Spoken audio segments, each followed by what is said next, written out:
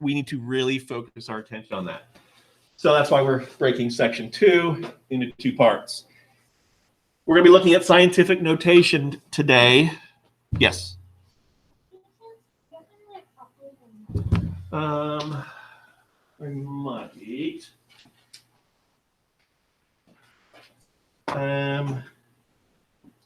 I don't, but I know where some are in front of the office. So if you want to go run down and get them, it'll say like ICP chapter 2 notes. So it'll be a few moments before we get to the notes, so you can go get them, and then we'll deal with it. Where was I? Oh yeah, scientific notation is what we're going to be doing today. And then the second half is going to be dimensional analysis. Do those terms ring a bell at all? Yeah? Which one? Dimensional. Okay, scientific notation. Okay. Dimensional analysis. Perfect.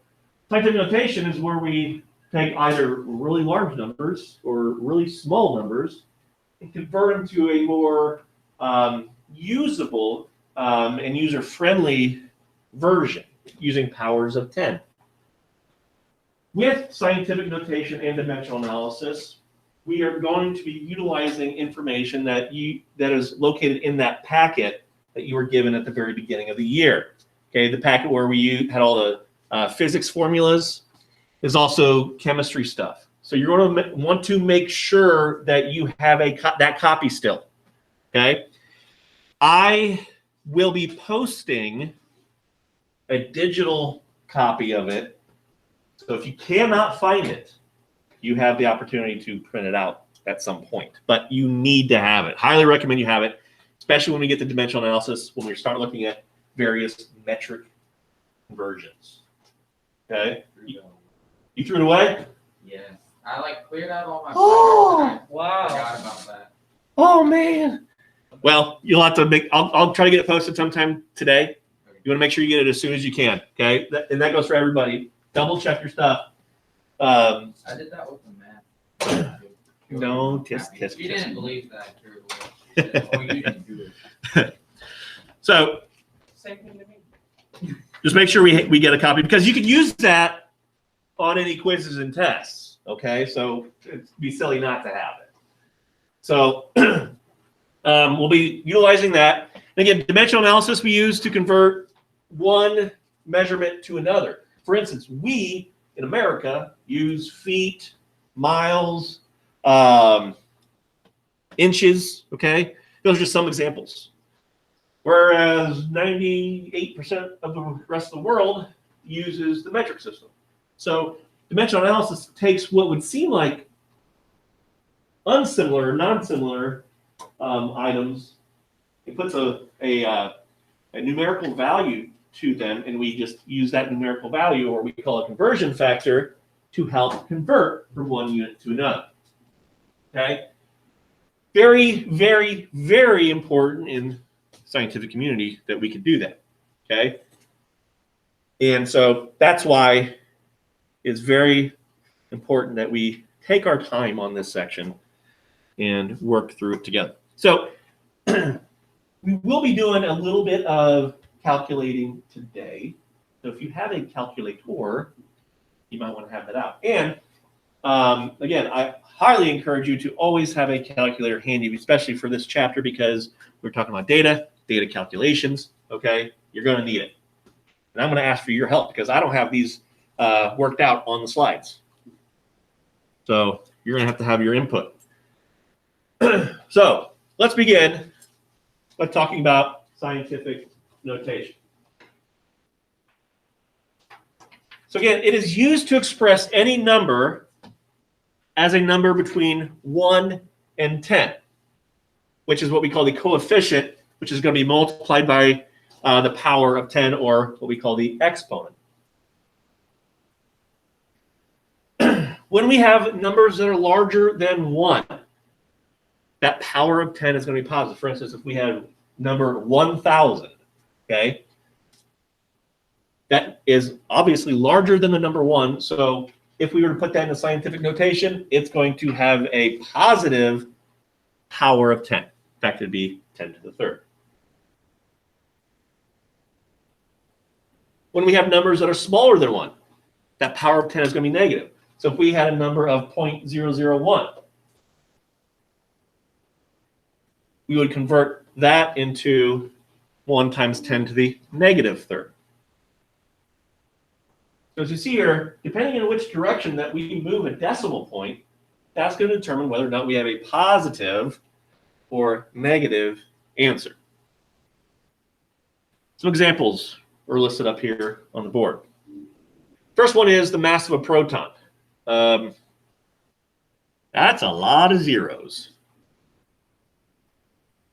So if we were to have to write out the mass of a proton every single time, not in scientific notation, A, it would be annoying, and B, who's to say that you're going to be perfect at hitting that many zeros every single time? It'd be really hard because you'd have to go and count it every time. But in order to put this into scientific notation, you find out where that decimal is, and you just move it, counting how many spaces you go until you have a number between 1 and 9 on the left side of that decimal. So if you were to do this for the mass of the proton, you're going to find out that the scientific notation version of the mass of this proton is 1.62762 times 10 to the negative 27th kilograms. There are pretty much that many zeros, about 26 zeros, I believe, then you have that one extra space in 1. So obviously, scientific notation tidies it up. Okay. Same thing with the mass of an electron, except there's even more zeros, to where you get 9.1 yada yada yada times 10 to the negative 31st kilograms. And in fact, in chemistry, when we are determining the overall mass of an atom, we don't even consider the electron's mass in the overall calculation because it is so small. Scientists deem it insignificant in the overall mass of an electron. Sorry, of an atom. So the masses that you see on a periodic table for an atom is the combination of a proton and neutron, and how many are present there. So let's talk about some general rules when it comes to scientific notation. Again, when the number is bigger than 1, you're going to move that decimal to the left, starting at the decimal point. If there is no decimal point, for instance, like 1,000, you're just going to start it at this. You're going to create an imaginary one. You're going to start at the very far right and go over. Again, you want to make sure that you have a single number to the left of that newly positioned decimal point, and it must be between 1 and 9. If you put a 10 on the left side of that decimal point, for instance, if for 1,000 you did this, 10.00 times 10 to the second, that is not in proper scientific notation. You have to go one more. Okay? Again, you have to have between 1 and 9 to the left of the decimal point. When that number is smaller than 1, the decimal point is going to move to the right. And in the same process, you're going to start, you're going to start at that decimal point, move right the number of places, and that's going to give you a negative power of 10.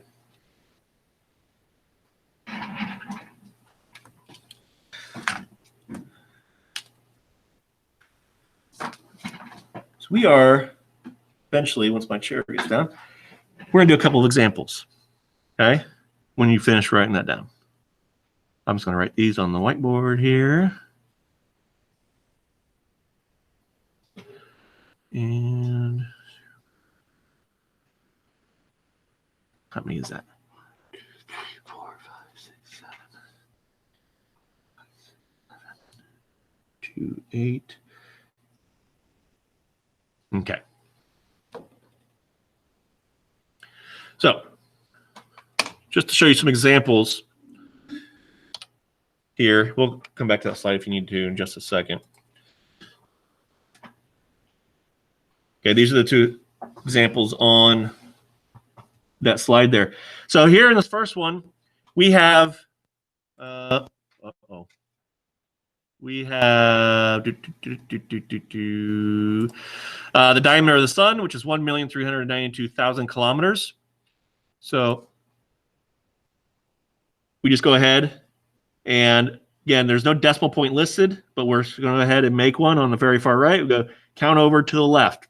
1, 2, 3, 4, 5, 6.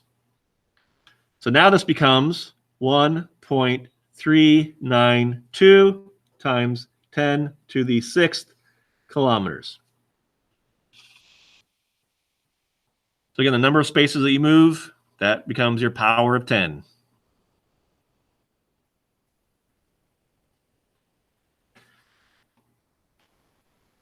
The second says express the density of the sun's lower atmosphere as, that's what it is listed there. It's a really itsy bitsy number, grams per cubic centimeter in scientific notation. And so, again, since it's a really small number, it's less than 1, we have to move to the right. Starting at the decimal point, 1, 2, 3, 4, 5, 6, 7, 8. And so that becomes 2.8 times 10 to the negative 8th, because we went to the right, grams per centimeters cubed. Do not forget, as I stated at the beginning of class, if it has a unit, do not forget to include that in your answer. So again, numbers larger than 1, you move it to the left, your numbers are positive. Numbers smaller than 1, move it to the right, numbers become negative. Questions on that? Again, so this might be a review for some of you, okay, but it's a necessary review. So now let's get back into some more notes here.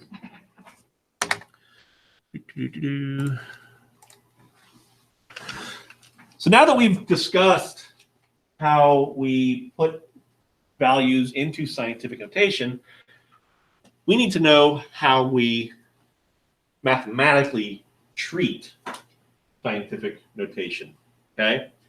First, we're going to look at adding and subtracting in scientific notation. Okay, these rules are extremely important, these next two slides, because you're going to be doing a lot with this. So we first focus on adding and subtracting. When we add numbers in scientific notation, the exponents or the powers of 10 must be the same. They must be the same. If they are not the same, then you must adjust and rewrite the numbers so that they are all the same. Okay, so in order to adjust or rewrite the numbers so that they match, you're just going to do the same general rules that we saw on the previous slide. Either move the decimal point to the right or to the left, and adjusting the power of 10 as necessary. Once all numbers have the same exponent, the coefficients, or the numbers that are in front of the times 10 symbol, can be added or subtracted.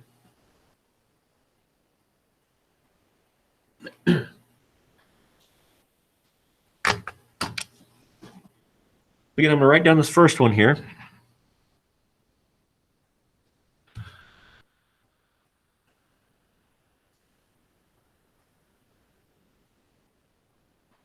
All right.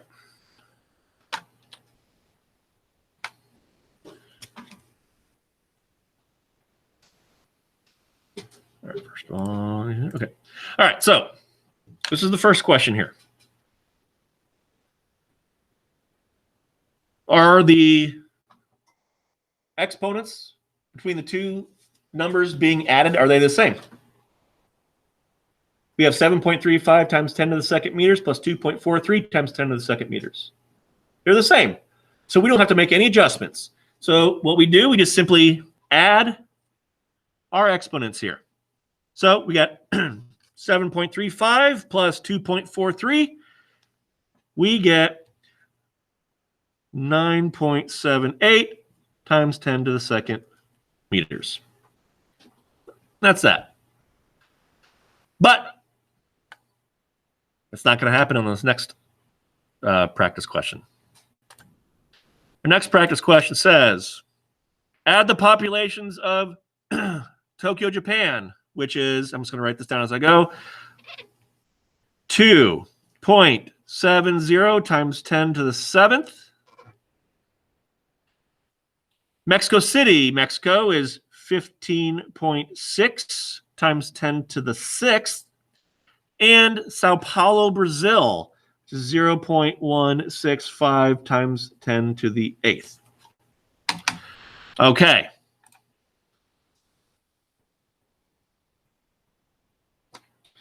Let's look at each of these numbers here. 2.7 times 10 to the 7th, 15.6 times 10 to the 6th, 0.165 times 10 to the 8th.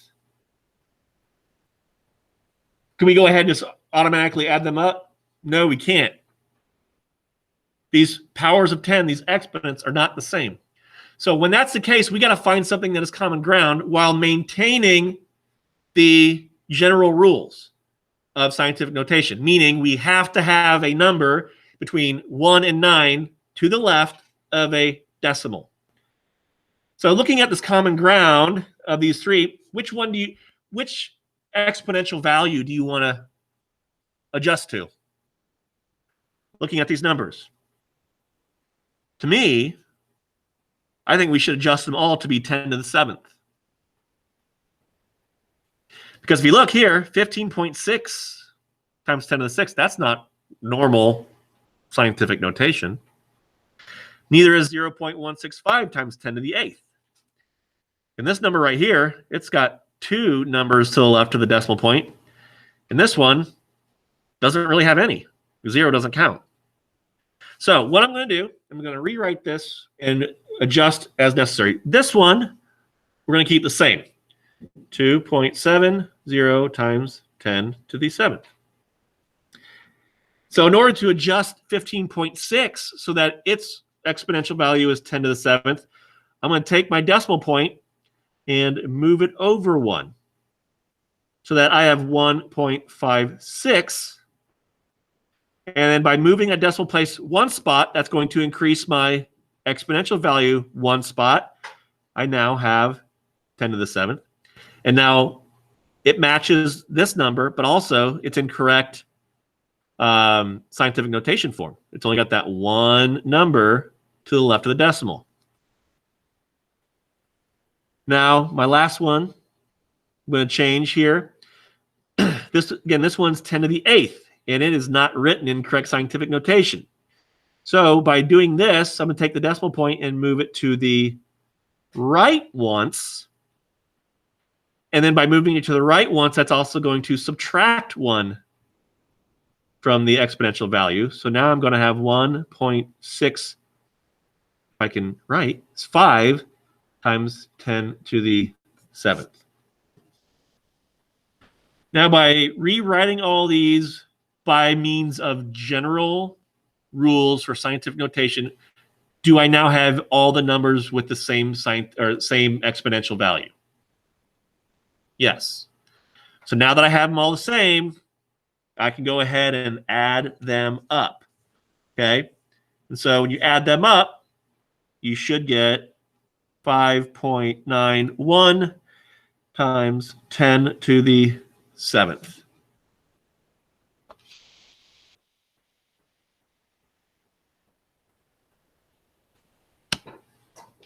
So when we do this work, I'm hoping that you are transferring this down onto your slides as well. Because you're going to see stuff just like this excuse me, when it comes time for the work we're going to be doing with this next week. Okay? I'm going to go ahead and erase this. Again, I am recording this, so if you need to go back and watch this, you can rewatch it once it gets posted. Just might need to give YouTube a few moments once you get there. All right, so that's adding and subtracting. Again, if it was subtraction problems, you'd follow the same rules. Make sure all the exponential values are the same. Now, when it comes to multiplying and dividing, we have a little bit different rules. So we're going to do an example of both multiplication and division. So let's talk about multiplying and dividing exponential values. So in order to multiply, scientific notation, what you're going to do is first, you're going to multiply the coefficients. Again, the coefficient, for instance, if you look on the screen here, the coefficient would be those numbers that are located in front of the power of 10. So right here and right here, right here and right here, okay? So you'd multiply those first. You then simply add the exponents together. They do not have to be the same exponential value when you multiply or divide. Okay, they do not. When we go to divide scientific notation, the first thing you're going to do is divide the coefficients and then subtract the exponents. Now, when you set up a division for scientific notation, I find that it is not as simple to do this when it's in this setup, okay? When I am using scientific notation and I need to divide, I prefer to have the numerator and denominator set up, and I'll show you that. So let's go ahead and do these two practices here, okay? We've got A, we've got 2 times 10 to the third multiplied by 3 times 10 to the second. So let's go ahead and take a peek at that. So again, very few steps on how to do this, but again, there are some slight differences between multiplying and dividing. First, we're going to take the coefficients. So the 2 and the 3, we're going to multiply them together. So 2 times 3 is 6. Next thing we're going to do is we're going to add the exponents together. So 3 plus 2 now gives us 6 times 10 to the 5th. There are no units that we need to include, so that is your answer.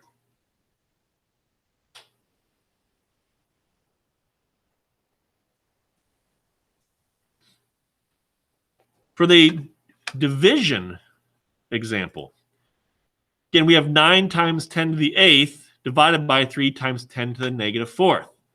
So again, I like to write it in a numerator-denominator fashion. So 9 times 10 to the 8th divided by, I think it's 3 times 10 to the negative 4th. Yep, 3 times 10 to the negative 4th.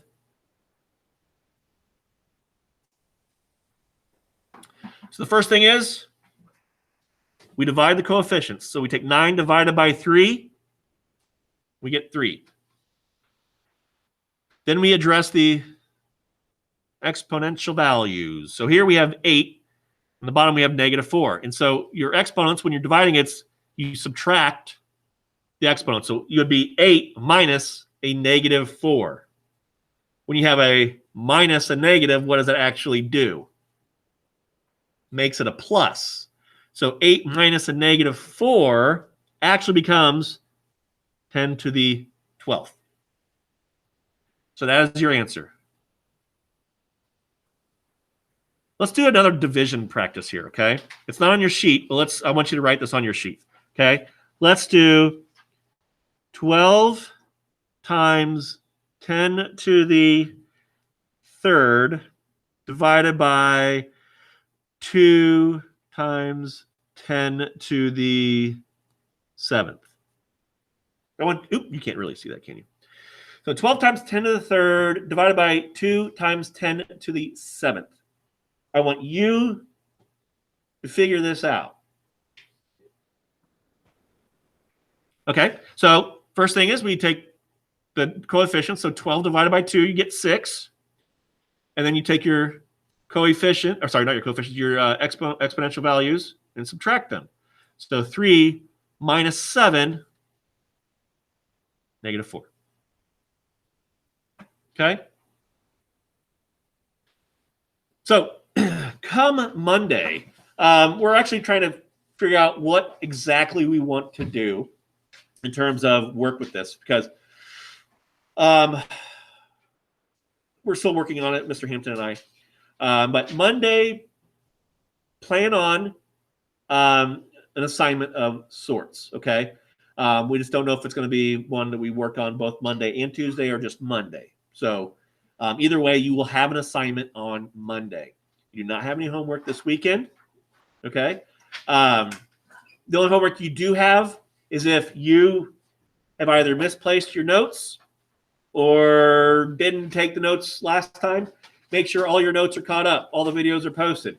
Also, if you cannot locate that packet with the formulas and the periodic tables and all the metric conversions and everything like that, I will post a digital version of it, but you've got to print it out, okay? So that'll be posted hopefully by the end of today.